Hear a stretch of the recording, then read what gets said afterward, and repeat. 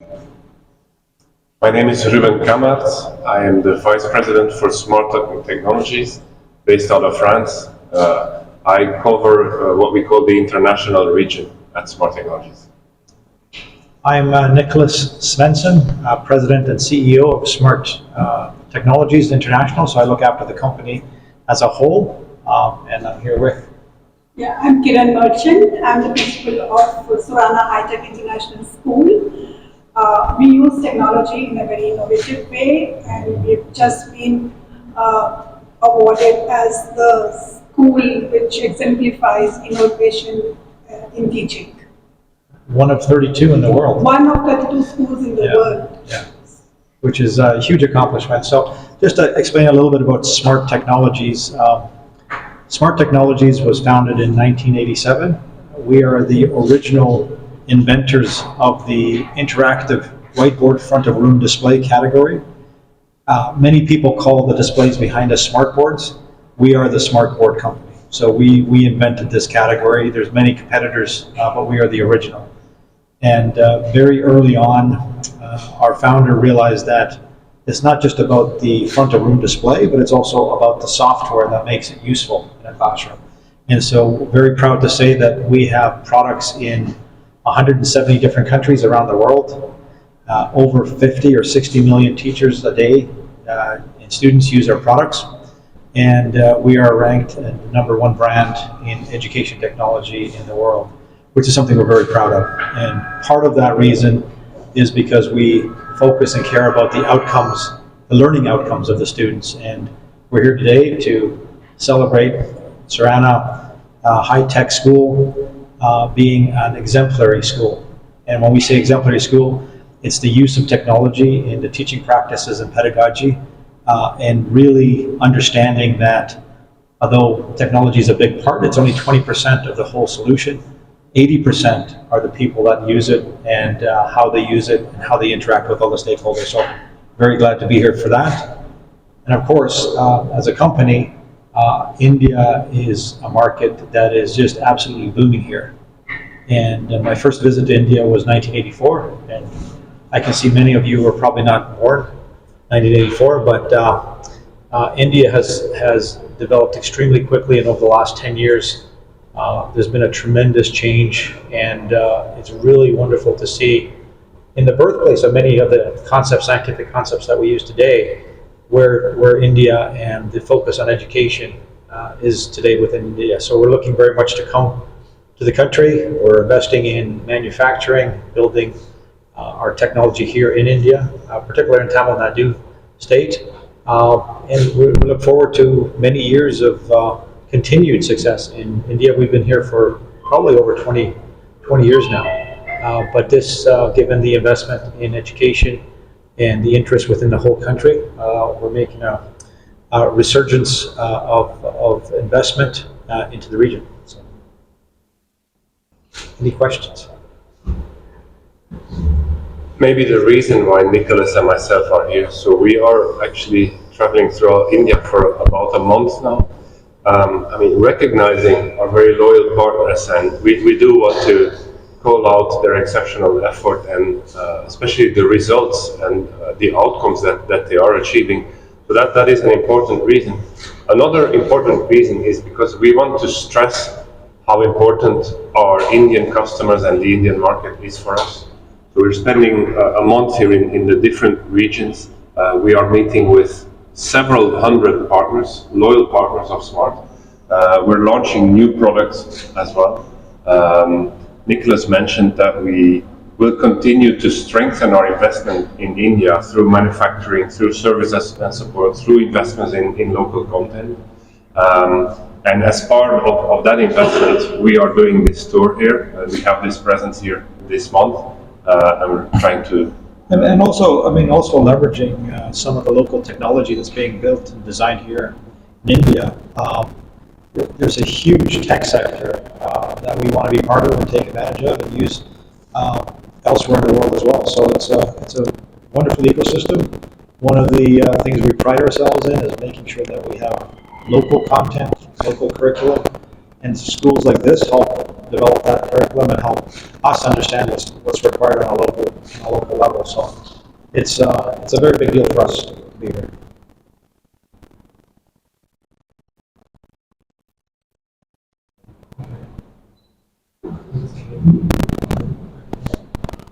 So for us at Surana High Tech International School, it is very important that our students stay relevant to the, to the best, relevant to the context that they are in at this age. So we, therefore, having technology in school helps them to connect to the learning in a much faster way and easier way. They can relate to it very easily.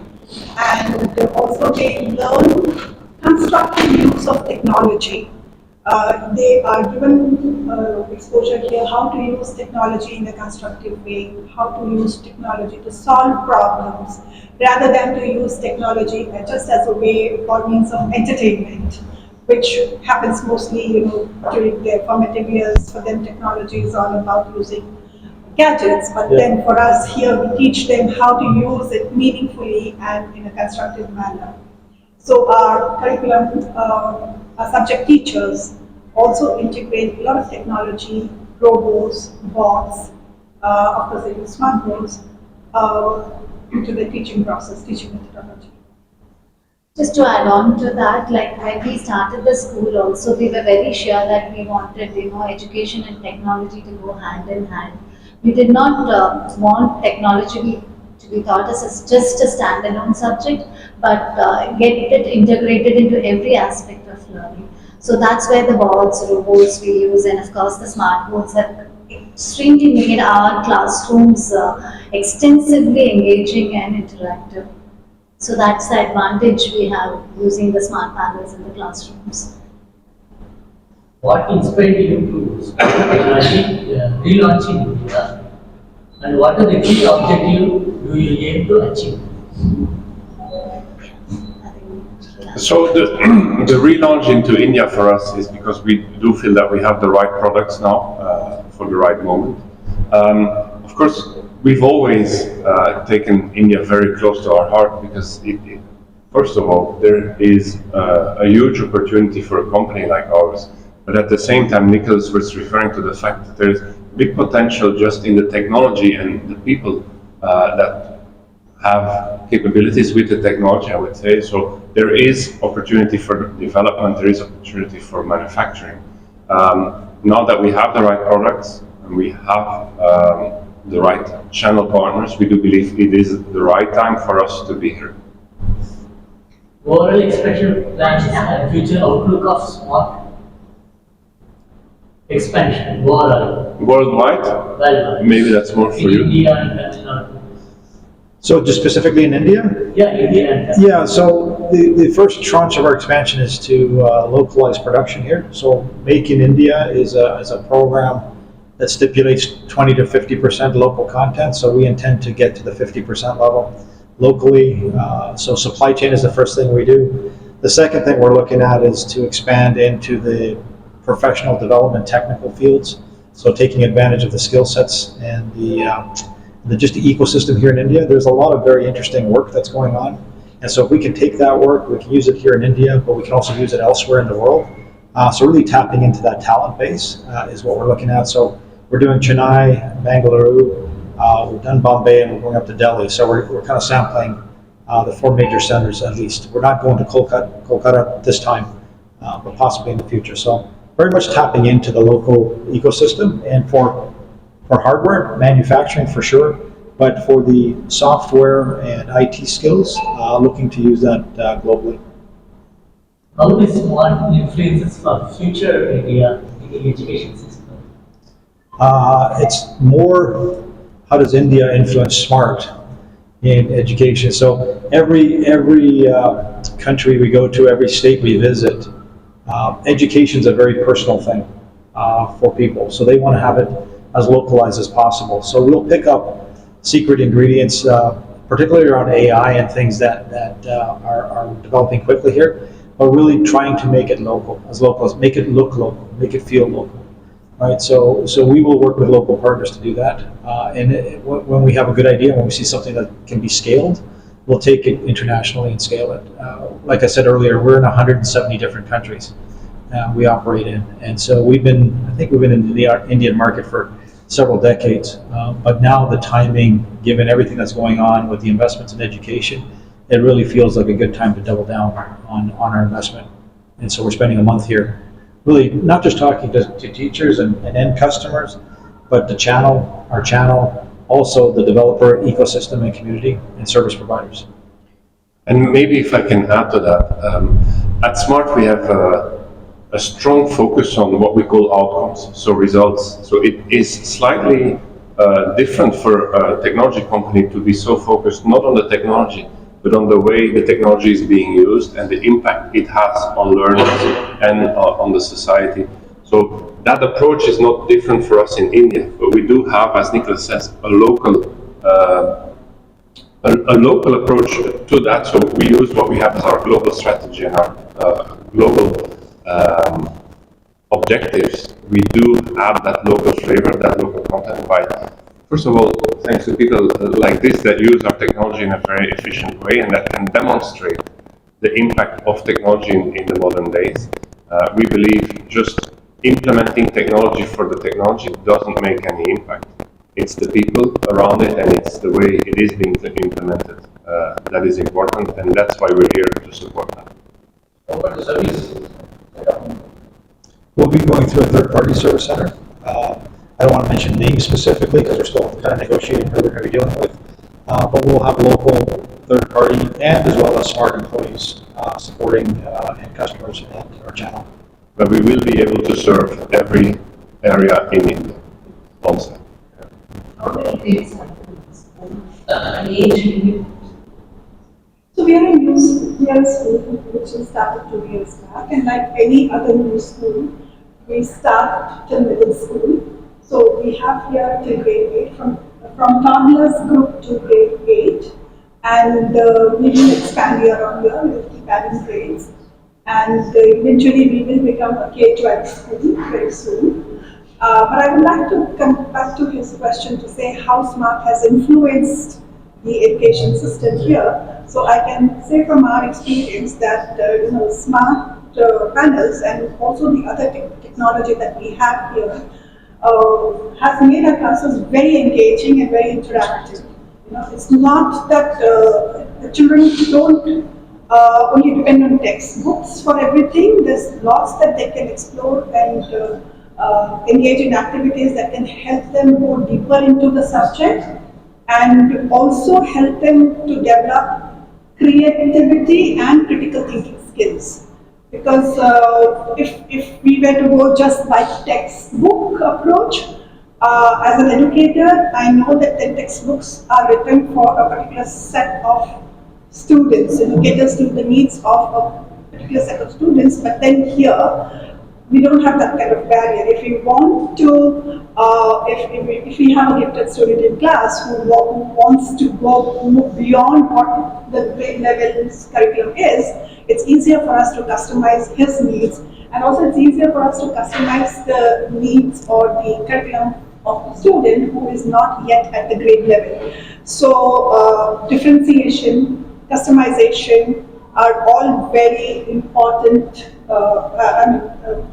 practices here, and technology has enabled us to do that. Yes, where we are lagging in educating system, why we switch on to smart technology? I won't say anything is lagging because I think every system has its own practices which they do for the to optimize the outcomes that they have for themselves. But in our case, we wanted our classrooms to be very active. We want them to see, even if you now go around the school, you will not see a teacher standing in front and kind of teaching to the students. You will see that they're all engaged as one group. There's a lot of collaboration going on, a lot of discussion going on, a lot of ideation going on, and everything comes together beautifully here on this panels. They're whatever they are doing So the mind mapping and all of these are very good features. So these have made the classrooms very interesting. This is what is lagging in the traditional classroom, where students are all sitting facing the teacher, and the teacher is standing in front and delivering the first ingredient for success and what you're seeing at this school is the vision. The leadership has a vision to do something.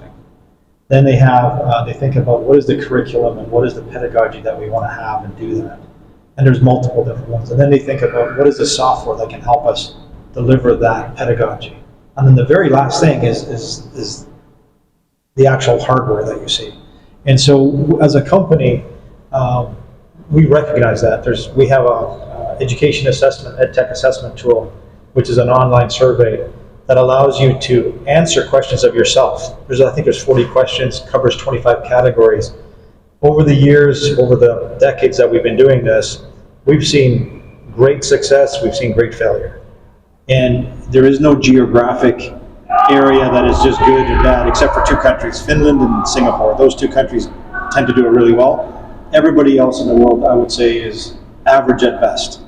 And so we've looked at all these areas and we said, if you can get these 25 categories correct, and you look at them all and you pay attention to it, you will have a good outcome. And those categories include all of the stakeholders, including students, teachers, parents, administrators, politicians, because when that whole community comes together and truly has an honest discussion around, we need this and we need that. You don't need a smart board unless you have a computer, right? A computer without a network is not useful. Having people go home at night without having access to the internet, right? So it's a very holistic approach. So we work with many districts. Like I said, this is one of 32 schools in the world that we've recognized as a exemplary school. We have one in South Africa as well. And they basically took a look at the whole ecosystem and said, we need to talk to the teachers, parents, the students, the administrators, the IT people, the politicians, because it is education, and education is very personal for everybody.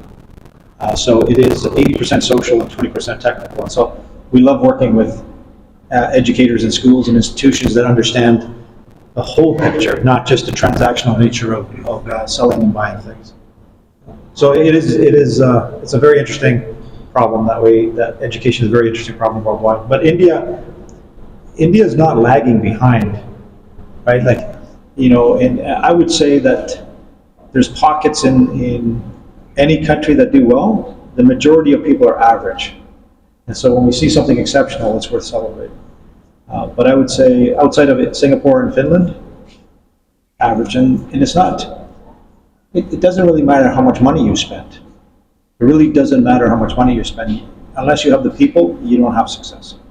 Nowadays, kinder level students all are fully fledged in gadgets. So they are watching for education only, they are focused on goals and everything. So we are feeling it's into the education also means totally they are full fledged in gadgets. So what is this? So just to answer that, you say like when the student doesn't understand what you teach him in a way he understands. I think these teaching aids help us to do that. So if a child connects to a visual presentation better than studying through a textbook, why shouldn't we teach them through visual presentations? So the idea is to educate the children to use the technology in the right way. It's not about addiction or screen time. It's more about using it in the right way, and that's what the schools are attempting to do with the aids. There is it's just a world statistic, it's worldwide, but 20% of learners have some sort of learning challenge or difficulty. 20%. 75% of those will end up not having work and not being contributing to society. That's a huge problem, regardless of what country you're in. That's a big part of the population. By being able to customize the curriculum and the delivery of the curriculum to reach those students, whether they're neurodivergent or whether they have dyslexia or auditory or visual learners, whatever it is, being able to tailor and get to those has a huge impact on that group of 20% of people. Technology is the most impactful for that group of people. Very, very gifted, bright children can learn by themselves with a candle at night, right? Technology helps the teacher, but when we talk about those with, different learning styles and things, that's where the real impact is.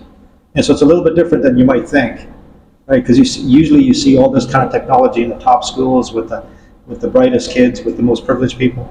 It actually has the biggest impact on those that have difficulties in learning. So we're going to a school in Bangalore, I believe, tomorrow, where we're going to look at how they are children and learners with autism through art are becoming contributing members of society. It's a really powerful use of technology to help get these people productive. Yeah.